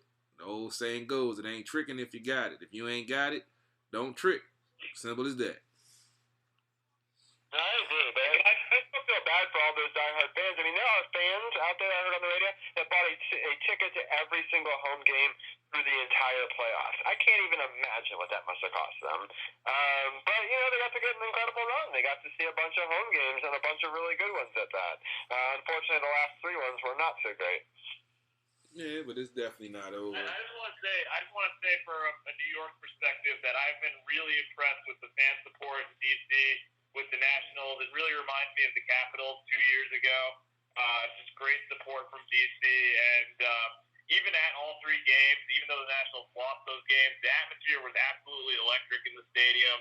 And it was just cool to see, just from a neutral baseball perspective. I would say the crowds in D.C. were as good, if not better, than the crowds in Houston. Yeah, I agree. And the one other thing I'd like to point out and piggyback off that a little bit is I was really impressed that the Nationals fans stayed. Like, into the late innings of some of these games that were pretty much a short conclusion of where they were going, especially that last one, they all stayed till the very last inning. Now, I know that they spent a lot of money, but I You watched damn right. a lot of specific games. Hey, you spend $1,000 for a ticket, you're going to watch every inning of baseball, and you're going to sit there and watch them go leave the field. You might even watch them rake the infield if you're spending almost $1,000 for just standing seats, man. I'm sorry. I'll be there for everything till they turn the lights out. Right, I agree. You and me are the same, but I watched that end of the game too in Houston, and Houston, those fans were leaving in droves. You know, like, they were not staying for the end of that game at all. I'd have been there. I'm sorry. I paid for that ticket. I'd have sat there till, like I said, they've been sweeping the aisles. I'm like, sir, you got to move your feet. I'm not ready to go yet. I need my money's worth out of this ticket. Yeah, you and me both, man. I wish I really had wanted to go to one of those games, but in retrospect, I guess maybe I got saved a little bit of. I definitely wouldn't want to go see a loss, though. That's the tough thing about going to a live game. You don't know what you're going to get. So hopefully Houston fans are disappointed 2 more times in a row, and we could just call it the Disappointment World Series, but hopefully in our favor. Yeah, it's definitely going to be interesting, you know. I think they're going to – I still feel like this team can do it. You know, nobody said it's going to be easy. You know, the Caps, I got spoiled with the Caps the way they closed out 4-1. You know, I figured the Nationals could do the same thing, maybe even better and get a sweep. But Houston showed why they, you know, won the most games in the American League and why they won it 2 years ago. So the Nats got their hands full. They got, you know, back been against the wall for a long time, so this ain't nothing new. And I think they're going to rise to the occasion and force Game 7. And then Mad Max going to take a couple of shots, drinks and needles, whatever you got to do to get in there to make sure he is able to pitch Game 7. And we were talking a little bit of hockey. I'm still watching the Arizona-Buffalo game. Arizona has tied the score up 2-2 with 1:46 left in the second period. They didn't slow down Buffalo and got a dirty goal in front that bounced off the back of the goalie to tie the game up at 2. They're currently on a PK with 50 seconds left, but they tied the game up at 2. No, Coyotes are on the power play, and Buffalo's on the PK with 51 seconds left, and it's 1:46 in the second. But, Brian, what do you, I guess we'll do an over and done since we're about to wrap up, since, you know, it's do or die.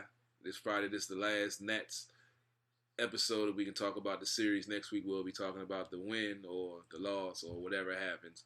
But what do you expect from to see from Strasburg tomorrow from this team? Do you think they're going to snap out of it and get back to the way they started in Houston with this series, or you think it's going to take them a little while to get going, and then they got to keep Houston at bay, and they're going to get some runs late like we saw this team do so many times in this postseason?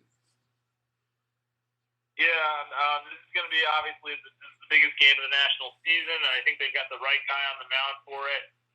Strasburg can definitely go out there and shut down Houston. He's been arguably the best player in the whole playoffs so far, and just to have him in this game is a huge benefit. You know, you talked about it a little bit.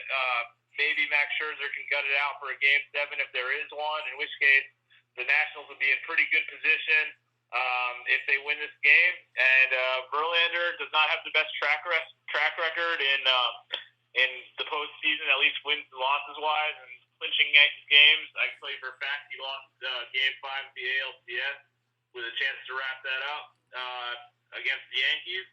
But it'll be interesting to see what happens. But I think I'm going to go with the Nats to win this one and force the Game 7. I think the series is too good to end in 6. And it'll be interesting to see what happens. I'm not saying it'll definitely happen, but I think Strasburg is going to go out there and give the Nats exactly what they need, and the Bats will be able to ride off of that and get back on track and hopefully win and force the Game 7. Like I said, I think the series is too good to end in 6. Yeah, Verlander is 0-5 with a 5.67 ERA in the World Series. So the signs are good for the Nats to get their bats right. Verlander, we know he's shaky in the first. If they can get some runs on there and shut that crowd up, well, not shut them up, but shut them down, quiet them down a little bit, put some pressure on them, then we can see what happens. Robbie, we already pretty much know how you feel, but what do you think this team is going to be able to score first and be able to get the momentum, or do you think that it's going to be a claw back into the game, or do you think they're going to end up closing out in 6? Yeah, I mean, it's tough. My heart wants him to obviously do it, but my gut is that, Verlander regress, or the averages come out and he doesn't have a bad game, and just based on averages. And he's never had a good World Series game, so you would argue he's due. But I hope that, I think Strasburg could go toe-to-toe for him. I think that, as you were saying, I think getting the lead early would be key. I think if we could get a couple runs early, just to get some of that momentum back, to know that we only got 3 runs, I believe, at home, and we just need to know that we could score runs. And ironically enough, the American League rules have actually done the Nats some favors. It's kind of strange. The Nationals have played better by American League rules, and it seems that Houston played better by the National League rules. And it's kind of strange, but maybe the DH coming back could help them. It's another bat in the lineup, so obviously if you're trying to jumpstart your bats, having more bats is helpful. And again, Strasburg is the guy you want to have on the mound. He could pitch a gem, and I think if they want to win, they've got to definitely keep it close, if not have the lead early on, and sort of do it like some of those early games where they kind of hold on for victory. Houston will make a run at it, but they're just able to continue to keep pace with them. I think that's our best shot at winning a Game 6, and then Game 7 really comes down whether or not Max can pitch. I don't trust us to try to put a conglomeration of different pitchers all together and try to beat him that way. I think if you have Max and he can actually pitch his stuff, and he's not just going out there at 30%, but if you can get an 80 or 90% Max Scherzer on the mound, I think that would be a big difference. And the rumor was they gave him a shot already, Carol, but the shot sometimes takes 24 to 48 hours to take effect, and it didn't take effect fast enough for him to be able to play. I think that they tried to give him the shot, and they tried to get him to play that game, and that's why it was announced so last minute. That, or they didn't want the resale market to go crazy with people selling tickets. So it's one or the other, but the rumor is that they have given him the shot. Hopefully the shot that they gave him for the last game can work for this game, and hopefully he feels better. Obviously, it's going to be all hands on deck. It'll be interesting to see if we bring back any of our starters in a Game 6, because it's a do or die for us. Most definitely. Everybody, whoever's able to go, they're going to go, and whatever needs to be done, they're going to try to do, and then live to fight another day. And after they get through Game 6, then they'll worry about Game 7 after that. But before we finish this segment out, we gotta mention the umpiring at the home plate. It was horribly inconsistent. Going back to the Game 3 with Greinke taking the mound, he already had the Nats number, but the zone they were giving him was not the same zone they were giving the Nats pitcher. So and I saw that throughout the 3 games at home, and that was very disturbing. I know you've heard my rants on electronic strike zone, when we can clearly see on the TV at home that it's a ball when he's calling strike, or it's a strike when he's calling ball. It's in the World Series, you just can't have that happen. In the first 2 games, I thought it was a consistent strike zone. What was out was out. What was in was in. It wasn't no varying. But these 3 games in the Nationals Park, I don't know if they was cold and they wanted to get home or something, but they definitely weren't consistent with the strike zone. I hope that changes and goes back to the way it was, since they're back in Houston, and can get the consistent strike zone so these hitters actually have a fair shot at trying to put something in play against these top pitchers that they're facing. Yeah, I agree. I want to piggyback off of that, because it's funny, I was actually going to talk about that in my final rant too, but I forgot about it, so I'm happy you brought it up, because I agree that it was very inconsistent, and people are like, well, the 3 or 4 pitches that were inconsistent, wouldn't have made the difference, because they need to make up a lot of runs, but there were a lot of innings where they would have gotten out of the inning before a lot of those runs were scored, or, maybe a rally happens for the Nationals. So it's not necessarily how many times the umpire makes a decision that could cost the Nats, it's how timely they were, and, momentum is an interesting thing. If they're able to tie it 4-4, maybe it never gets to 7-1. It just changes the dynamic of the whole baseball game. Who you're throwing in as the pitcher, who you might be pinch running for or pinch hitting for. Baseball, just a couple of different plays here or there can make a huge difference And going back to what you're saying, I'm not a proponent that maybe electronic strike zone needs to be for every game, but really for these World Series ones, there needs to be an ability to overrule it and they matter too much. And I'd be okay if the robots took over for every game of the season, but that might be a bridge too far for some purists.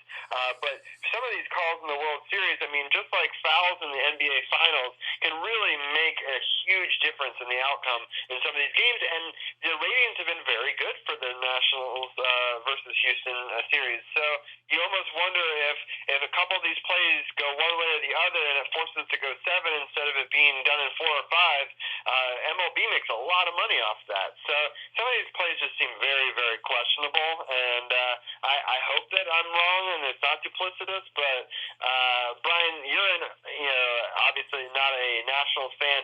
Did you see some discrepancies in some of these calls? Yeah, I thought in particular the umpiring in the last game, Game 5, was the worst of all. Like you said, it started in Game 3, and it felt like it got progressively worse. I don't know what they're going to do about it. It's really clearly, just in that last game alone, it was definitely slanted towards the Astros, like heavily. Like all the calls were going in their favor.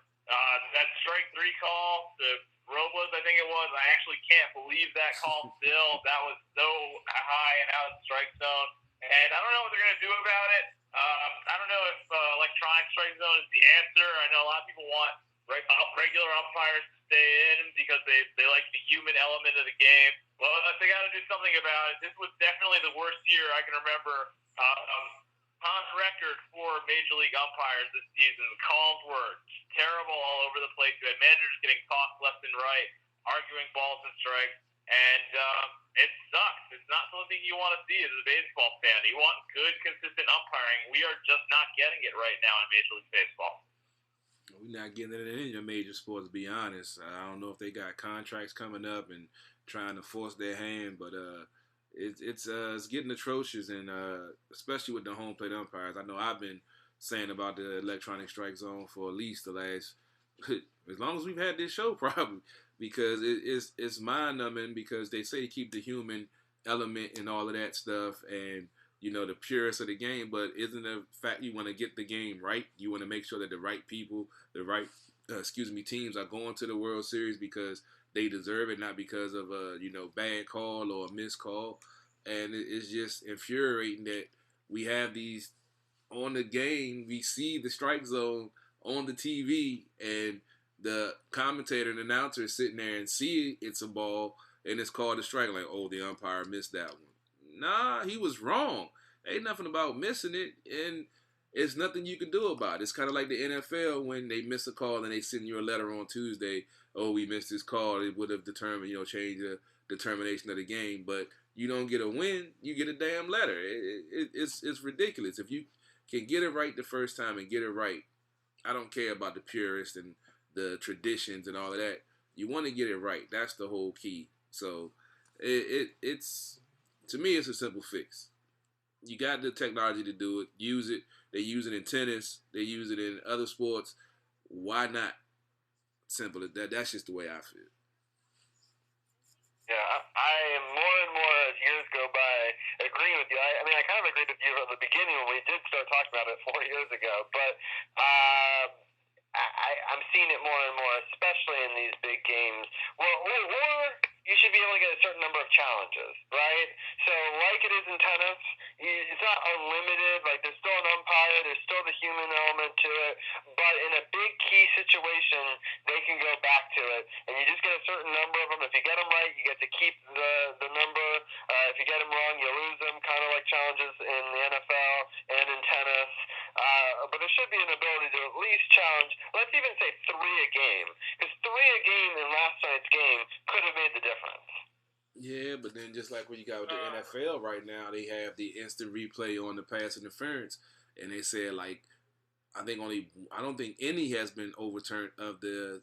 I think it was 17 that's been challenged, and none of them been overturned. So even if you do limit the challenge, if you get a headstrong umpire or whatever, they're still going to shoot it down, even though when there's clear evidence that hey, this wasn't pass interference or it was pass interference. So I don't know what that, like Brian said, I don't know what the answer is, but they need to get it fixed because, I'm not one of those purists that's been watching baseball since I was a kid, but I appreciate the sport and I like the sport and I want to continue to watch it because that they get the game, get it right, not that because, they used to do it this way and that's the way it's always been done. I don't give a damn what that they used to do. I just want to get the game right so I can cheer on my team.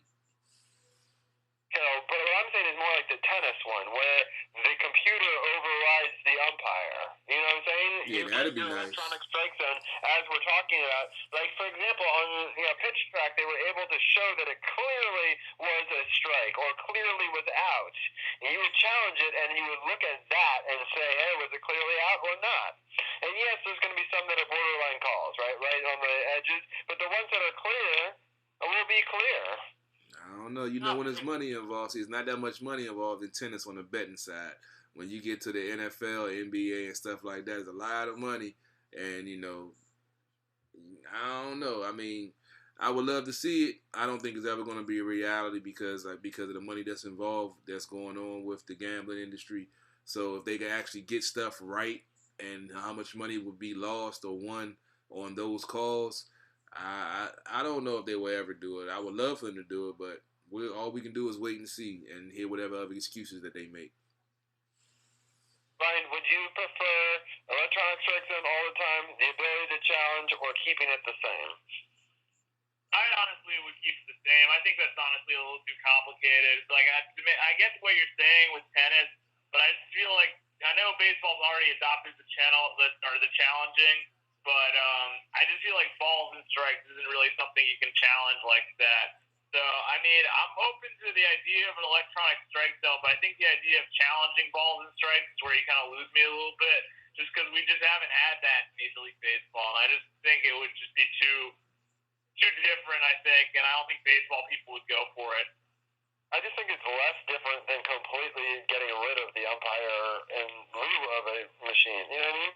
Like, for me, that's even more different. But I see what you're saying. I think this is just stepping stone towards that. I just don't think suddenly. I mean, I'd be okay if they did pitches, balls and strikes by electronic strike zone, and they kept an umpire back there to call like safe and other things that the umpire needs to do, at home plate. But I just don't see them going that far that quickly. I think there needs to be some sort of in between where there's some challenging or some implementation of the ability to read the strike zone before they go to complete that. I mean, you can lead the umpire back there, but you can have the electronic strike zone. You can have them there for plays at the plate. You can have them there for the pass balls and the wild pitches. But I say just let the have electronic scoreboard up there when the pitch is thrown. You look over to the scoreboard. Is it a ball or a strike? And did he check his swing? Did he appeal to the first base umpire, the third base? I mean, he can still be out there getting the paycheck, but he just don't need to be calling balls or strikes. That's just I mean, at first I was like, just no home plate umpire at all. You still have him out in the field on the first, second and third. But I mean, you do need to have someone there for the plays at the plate and for the wild pitches and pass balls and stuff like that. So I mean, I just say take it out of the human element out of the balls and strike calls because we've talked about the difference between a 2-1 count and a 1-1 count or a 2-1 count and 1-2 count. How it changes the mentality of the hitter at the plate and especially determining what the situation is. And, runners in scoring position, tight time in the game, late in the game, early in the game. All of that stuff plays in as a factor. And if you can't get a consistent strike zone where these hitters know what's a ball and what's a strike, and you having to be on a whim of some umpire that remembered the game 60 and the dude pissed him off and he wanted to tighten the strike zone or loosen the strike zone up because he gave him a good gift at Christmas or whatever. When you add the human element in that, you add emotion into it, and that can alter the outcome of a game because of the human factor.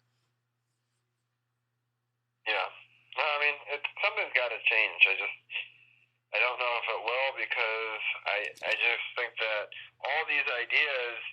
They're not perfect yet. Yes, they have the technology for ton of other things, but it's not been perfected. I mean, you'd have to pretty much introduce it at the minor league level and get it, tested and ready. They've already started that. They've already started testing on the minor league level, and that's when they did the what was it? You can steal on an intentional walk or something. They implemented a couple of crazy rules this season, but I know they did implement. I believe it's on it might be the single A or the double A level where they're actually using electronic strike zone in some games. Oh, that's good to hear. I did not know that. So I think it's in like the fall leagues and things like that. I don't think they've advanced quite major league affiliates yet, but I believe they're testing it out in the fall league this fall in Arizona. Okay, cool. I knew I heard him talk about it. Yeah, cool. Well, I mean, that's the first step, because I feel like you got to go through, starting there, maybe moving, up in a league a year, and maybe in 4 years we could talk about electronic strike zones. But it's not something happening in my mind in the next 2 years, just because I'm not sure the technology will advance fast enough, and they'll be able to have it be foolproof, because you know how teams are. The second that one of these machines gets a wrong call or something, all hell's gonna break loose. Man, these machines are machines. They do their job. I haven't seen a bad strike call on the thing on the TV since I've been watching. I mean, I don't know if I might have missed something, but when a machine is a machine, instead, especially with the laser guided system where they can, do surgery with a laser inside your gut and yada yada, they should be able to track a fastball going 97 if it hits the black or not. I'm sorry. Yeah. I mean, in theory, that makes a lot of sense. And in theory, I'm with you 100%. I just think that it's going to have to go through a lot of testing and a lot of convincing process, because, as Brian was talking about earlier, there are a lot of baseball enthusiasts. I'm with you, Carol. I've been a fan since I was a kid, but I'd say more of a fan now than I was then. But there are people out there that have been fans of this game for a long time, and it is, I guess, it's kind of interesting in the fact that, what is called a ball and a strike can have an effect in the game, and people somehow seem to like that.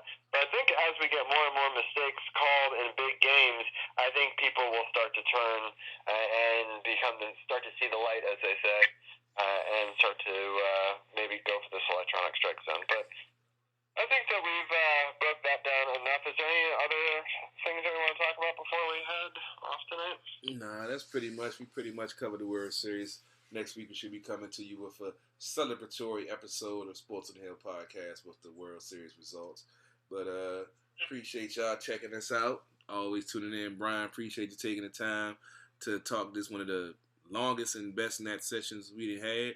It's been a great season. As y'all mentioned, it's memorable on so many different levels.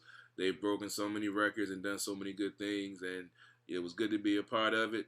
Hopefully next week we'll be wrapping up this 2019 season of baseball, and hopefully be talking about them planning a parade that we'll be going to and shoot some footage for. Brian, let the folks know what you got going on before we get up out of here. You can always find me at SiriusXM working in the sports department. But thank you guys for having me on. Appreciate it. Good luck with the Nats. I really hope you guys can come back. But like you said, even if you don't, you have a lot to celebrate this season. It's been a great season of baseball in D.C., and I don't think people will forget it anytime soon, championship or not. But that being said, hopefully they come back. Thank you guys for having me on. Have a good one, folks.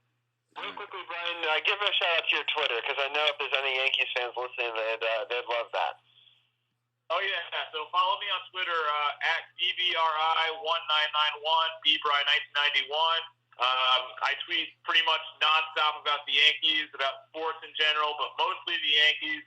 So if you're looking for a good follow for sports, but mainly the Yankees, follow me there on Twitter. So thank you for giving me that shout out, Robbie. Of course. All right, Brian. Appreciate it, man. You take it easy. We'll talk to you later on. All right. Thank you, Carol. Have a good night, folks. All right, later. I'll see him tomorrow. Just know that Brian is good luck. He's 6-1. We did lose that one game on Saturday, I guess it was. But we're going to hopefully bring it back tomorrow for sure. No doubt. I'll be definitely tuned in. As always, we'd like to thank you for checking us out. Sports on the Hill podcast on TRU Radio Network, coming to you every Monday night from 7 to 9. Make sure you check out the website, SportsOTHP.com.